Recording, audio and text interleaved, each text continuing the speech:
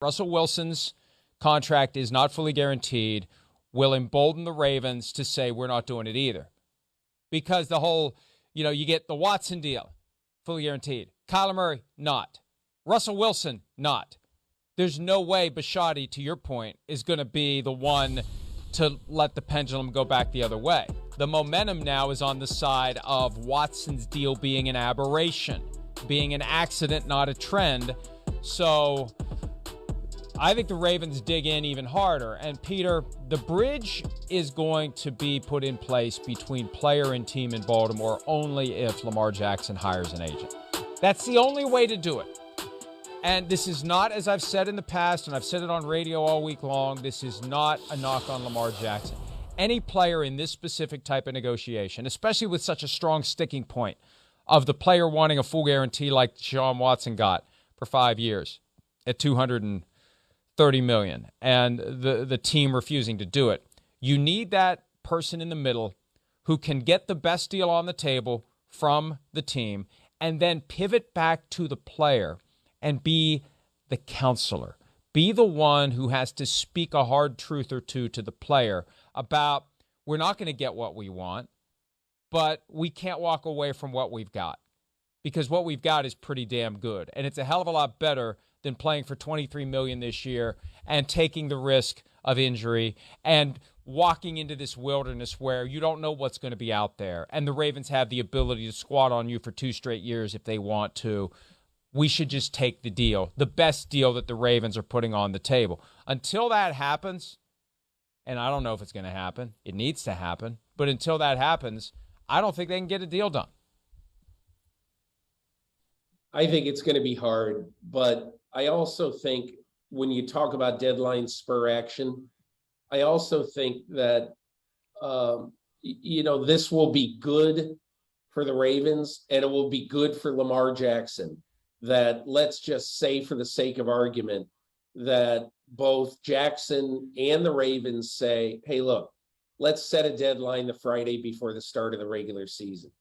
Because, look, all the Ravens have to do is go and beat the defending AFC champs on the road on the Sunday of the first week of the season.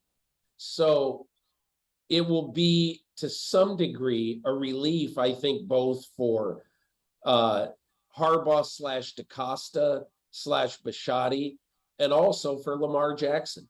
And look, what's the worst thing in the world? Okay. I'll tell you what isn't the worst thing in the world. Having your quarterback uber motivated to go out and play great so that he can make even more money after the season. Mike, how ironic is it that the biggest example of a quarterback who bet on himself was the last quarterback for the Baltimore Ravens. It was Joe Flacco, and it was 1 decade ago that he said, okay, fine. Said to Ozzie Newsome at the time, hey, look, I'm not going to do a deal right now, and I'm going to wait till after this season.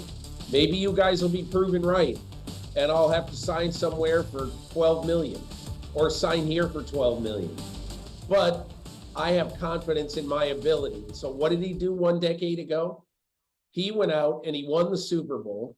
He put up 30-something points on the 49ers in that Super Bowl. And the Ravens had to pay him the big money, something that I doubt at the time they felt great about, but they had no choice. They then had to make him the first $20 million a year player in NFL history. And look where the salary scoreboard has taken us in just 10 years. It's gone up 150% in 10 years. But be that as it may, that's why if I am Lamar Jackson and I have the ultimate confidence in my ability, and Mike, there are some eerie similarities then and now. You look at these Ravens, and almost everything on the injury front looks pretty damn good. Their corners are coming back. They're going to be able to face off against Joe Burrow and Jamar Chase, and T. Higgins at full strength a week from Sunday.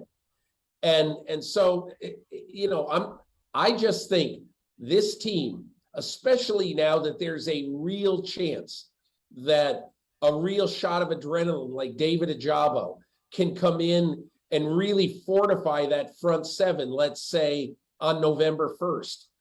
The Ravens, I think, have a real possibility to make a deep run this year.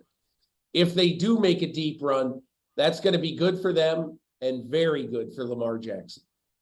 By the way, week 1 has a very exciting slate of games. Unfortunately, it does not include the Ravens at the Bengals. It's the Steelers at the Bengals. The Ravens get the Jets. My fault. The Ravens get the Jets, and Joe Flacco.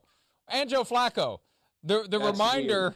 On the other sideline to Lamar Jackson of what can happen to you, not in his current role as the backup quarterback, possibly starter week 1 for the Jets, but and it wasn't just that $20 million a year contract in early 2013, but the Ravens' cap situation at the time forced them to structure it in a way that in a couple of years, I think 3 years later, they had to redo it for cap relief and once again make him the highest paid quarterback in the NFL, even though at the time he wasn't playing at that level. But that is the ultimate bet on yourself. But the reality of making a bet on yourself is there's a chance you're going to lose that bet. There's a chance that it's not going to happen. And we always root for guys to bet on themselves because we love it when there's a payoff. But when there isn't, we just kind of say, well, okay, we'll move along here because we don't want other guys to not bet on themselves. It's kind of fun to see guys bet on themselves. It's kind of the American way. You take your chance, you put yourself out there, and you see what happens. But there is a calculated risk that Lamar Jackson takes if he doesn't get his deal done. Hi, I'm Mike Tirico, and thanks for watching. Make sure to hit subscribe for the latest news and highlights from NBC Sports.